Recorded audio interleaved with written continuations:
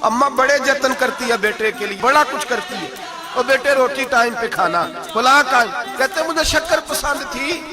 मेरी अम्मा सर्दियों के ठंडे मौसम में उठ के मेरे लिए पानी भी गर्म करती, मुसल्ला भी बिछाती, और फिर एक पुड़िया शक्कर की बना के मेरे मुसल्ले के नीचे भी रखती।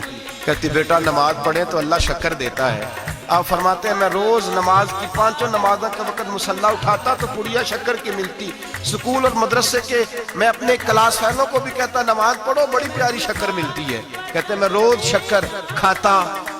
एक सवेरे फजर की नमाज में अम्मा ने वुजू तो कराया, मुसल्ला भी बिछाया, पर देहात की वो सादी बीबी जिसका सारा काम भी खुलूस पे मबनी था, जो ऑक्सफोर्ड से पढ़ी हुई तो नहीं थी लेकिन आदाब ममता उसे सारे आते थे, जो किसी यूनिवर्सिटी की सनद याफ्ता तो नहीं थी लेकिन बेटे के साथ किस तरह का रवैया इख्तियार करना है ये सारा उसे पता था। कहते हैं सादी अम्मा ने सारे काम किए लेकिन शक्कर रखना भूल गई। बाबा साहब कहते हैं मैं नमाज पढ़ने लगा तो माँ ने ये भी बताया था कि नमाजी के आगे से नहीं गुजरते, नमाजी के आगे नहीं होते।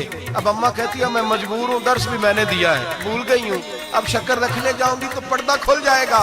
एक कोने में लग के माँ रोई, बेटे की शिफा के लिए नहीं, बेटे की नौकरी के लिए नहीं, बेटे के अच्छे मुस्तकबिल के लिए नहीं।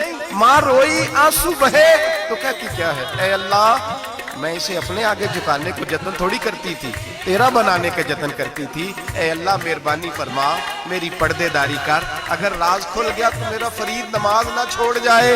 बाबा साहब कहते अम्मा तड़पती रही और मैंने नमाज पढ़ के मुसल्ला उठाया। पहले पुड़िया होती थी, अब तो पूरा दरिया शक्कर का बह रहा है।